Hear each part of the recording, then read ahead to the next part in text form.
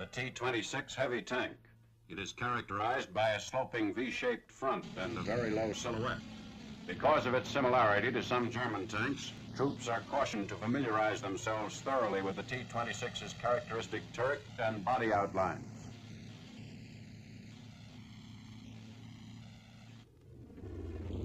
It crosses trenches as wide as 8 feet. Climbs any grade up to 60%. The new tank uses an individually sprung torsion bar suspension. A center-guided all-metal track 24 inches wide is used on the T26. Power is supplied by a V8 liquid-cooled type engine with a gross horsepower of 500 at 2,600 RPM. The tank commander's cupola has a torsion spring which makes the door easy to open and close, so that the tank commander can look directly out when his door is closed. The cupola is equipped with 6 vision blocks as well as a revolving periscope.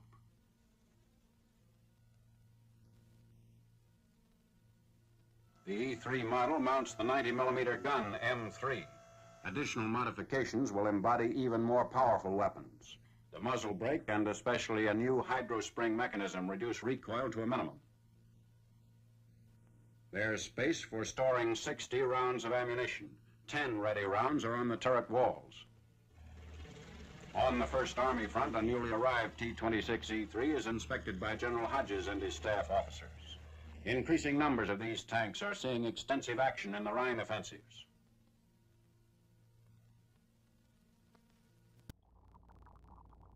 Now we'll strip away the fenders and sand shield so that we can look over the track and wheels and the torsion bar suspension that helps the tank over the bumps. The 6 dual rubber wheels are the same type as those on the light tank M24. Each wheel is divided in 2 sections, the channel between accommodating center guides that help keep the track in place. Up here, the track is supported by 5 track support rollers.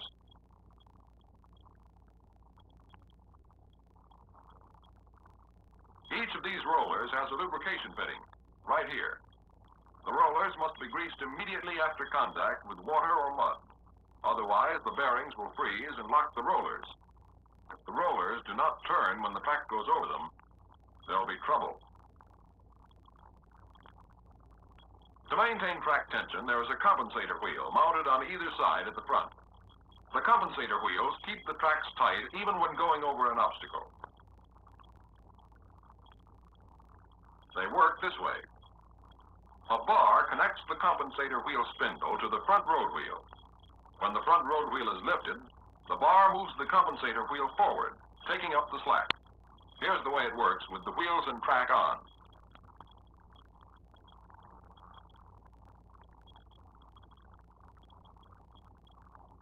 The tracks themselves are a little different from anything we've ever had on a tank before.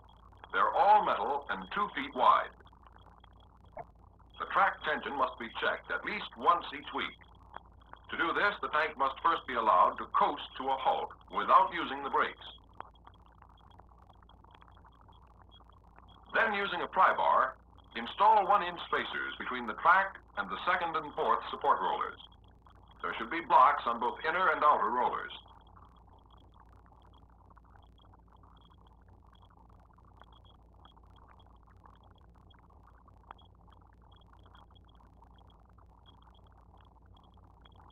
Measure the clearance between the 3rd roller and the track. If the track tension is correct, this clearance should be 1/4 inch. To make any necessary adjustment, the front fender and dust shield must be off. Then remove this cotter pin.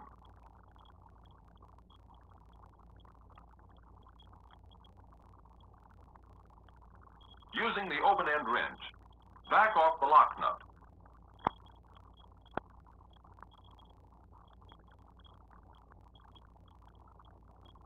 Use the adjuster spanner wrench to move the adjuster.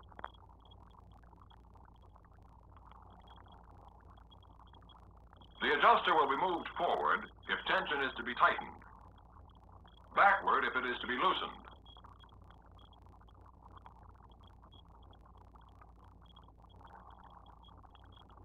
If you want to break tracks, it calls for special tools. 2 track connecting fixtures, a drift, 2 bushing pullers, a bucking tool, a hammer, a pry bar, and a track pin wrench. Drift and bucking tool are used when a track pin removing tool is not available. First, the track connecting fixtures must be attached and tightened enough to take the tension off the track pin. Normally, they can be tightened sufficiently by hand.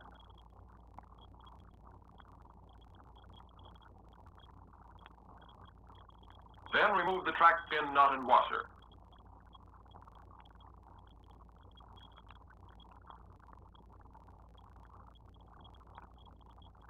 Here is the special track pin removing tool. Hook it into the sprocket holes on either side of the track pin to be removed and tighten it in place.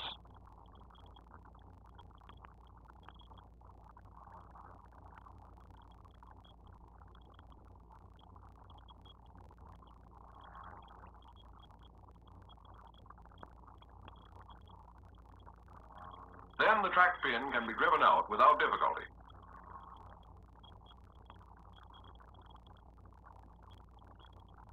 The need for the bushing pullers becomes clear when a couple of disassembled track links are examined. Each track link has 5 bushings, 3 on one side, 2 on the other.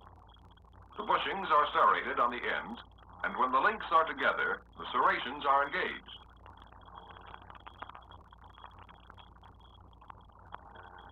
Thus, the bushings become one unit after the track pin is installed.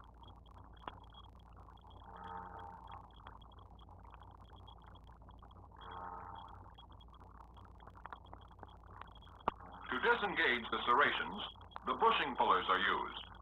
Insert a puller inside the bushing and tighten the screw.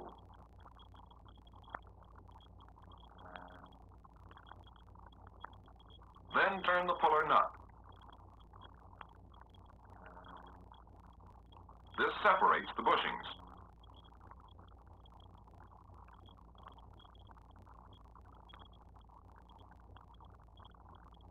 Here's the same thing being done on the vehicle.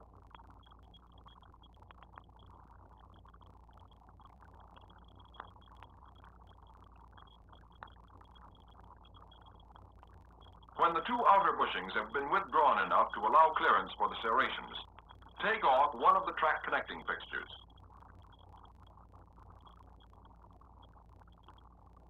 Now the loosened track must be supported by a heavy bar so as not to damage the bushing serrations. Then the other track connecting fixture can be detached and removal of the...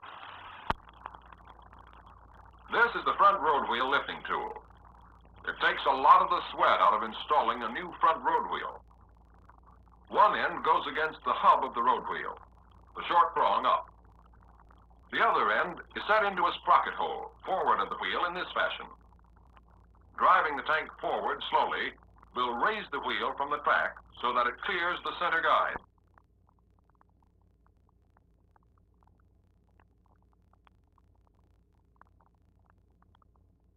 This other lifting tool performs the same function for the remaining road wheels. The hole in the end fits over the spindle extension of the wheel. The other end is placed in a sprocket hole forward of the wheel. As the tank is driven slowly forward, the wheel is raised clear of the center guide. This tank has a rear drive, so the sprocket wheels are back here. The sprocket teeth fit into holes in the track. Now let's see how the engine drives the track. These doors provide easy access to the engine and powertrain.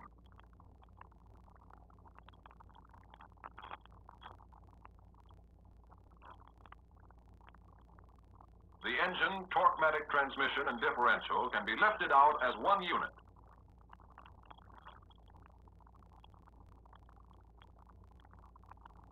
Tracing the powertrain backwards from the sprocket wheels, we come to the differential here in the rear of the compartment. The torque-matic transmission acts as both a clutch and a variable transmission, eliminating the clutch pedal and cutting gear shifting to a minimum. Differential and transmission are bolted together. The engine itself is a liquid-cooled 8-cylinder V-type of 500 horsepower. Now we'll lower the cooling unit into place. A word of warning about this unit. Engine oil may splash onto the cores, and when mixed with dust may plug up the air spaces. Keep these radiator cores free from oil to prevent overheating. On the right rear of the unit are two differential oil coolers. On the left are two transmission oil coolers. In front of the oil coolers are two engine radiators, and the whole unit is cooled by these four fans. There are two gas tanks, one on either side of the engine. Together they hold about 185 gallons. Each has its own filler.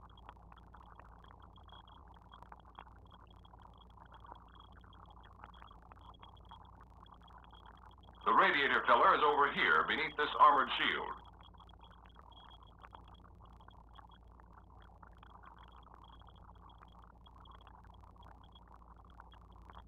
The cap must be securely tightened against this seal because the engine uses a pressure cooling system, and if the cap is not tight, the resulting loss of water will cause engine failure. Now let's get ready for a ride. The gunner's hatch has coil springs which make the door easy to open and close. The tank commander's cupola has a torsion spring which serves the same purpose.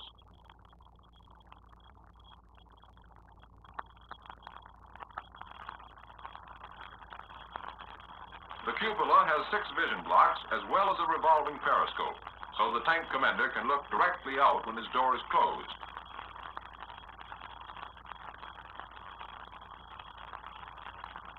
Now we're in the fighting compartment. Take a look around. The bustle in the rear of the turret acts as a counterweight for the 90mm gun.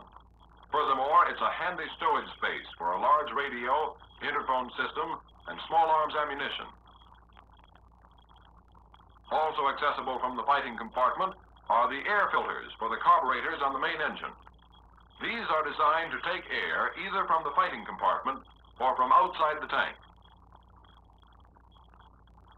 It's no longer necessary to leave the protection of the turret in order to clean the filters. This is an important new feature because these filters must be cleaned at least once daily and as often as every 4 hours in dusty terrain.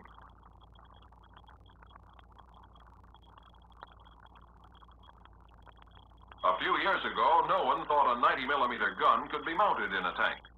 But ordnance ingenuity developed a hydro-spring recoil mechanism, and that's made the use of this big gun possible.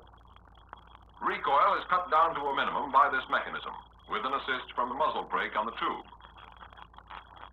The turret is traversed by an oil gear system, which requires an electric motor. This means that when the tank is used as stationary artillery, a source of electricity is needed for the power traverse. An auxiliary engine on the right of the tank engine drives a generator which supplies the electricity needed. The auxiliary engine has its own starter, which can be reached from the fighting compartment. Here it is.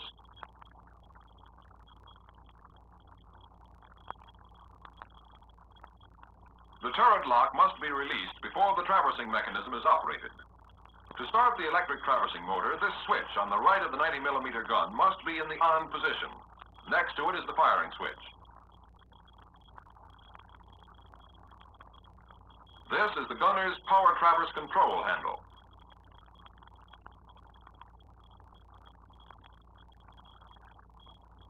This is the tank commander's traversing lever, which at any time can take the control of the power traverse away from the gunner.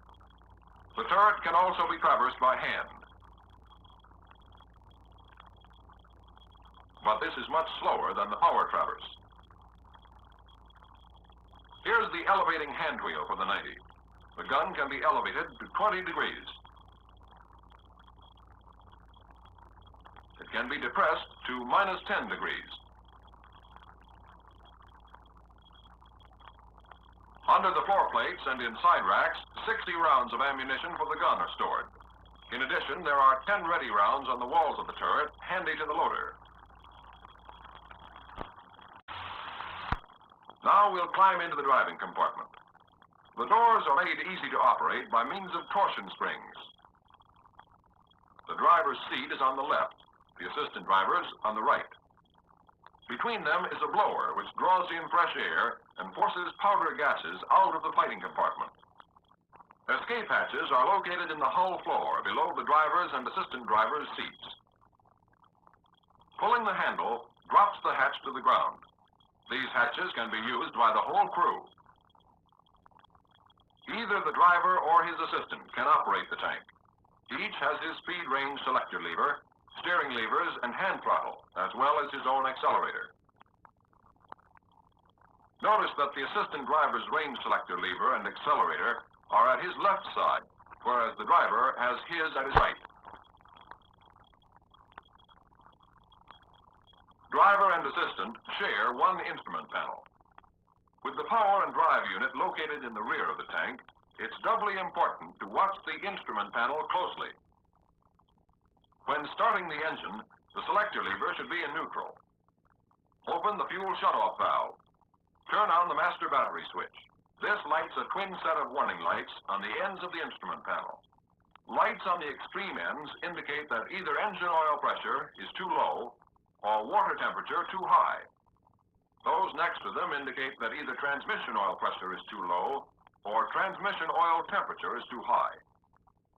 The light in the middle indicates that differential oil pressure is too low. These should go out as soon as the engine starts. If either set flashes on when the engine's running, stop the tank at once and find out what's wrong.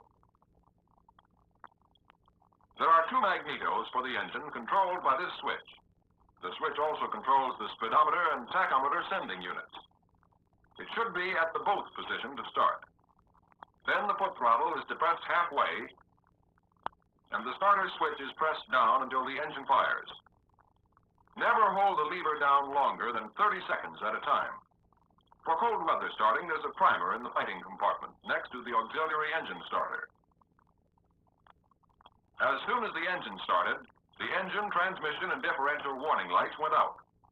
That means the oil temperature and oil pressure are all right, and so is the water temperature. Run the engine at 1,000 to 1,200 RPM until it and the torque-matic transmission are warmed up to about 100 degrees.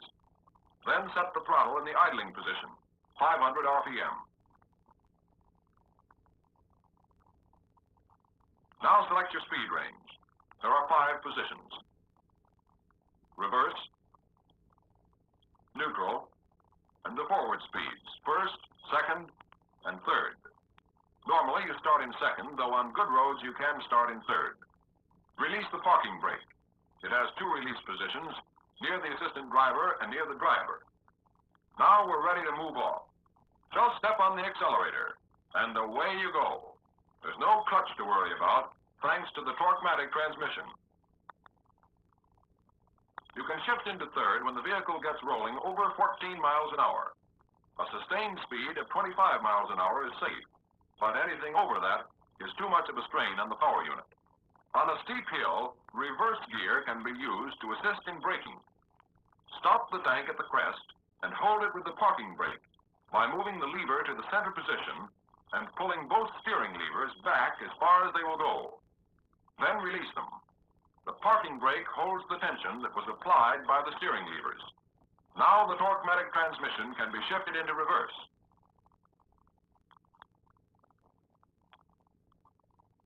Then a slight pressure on both steering levers will permit the tank to go downhill slowly, with the transmission's reverse movement helping to hold it back.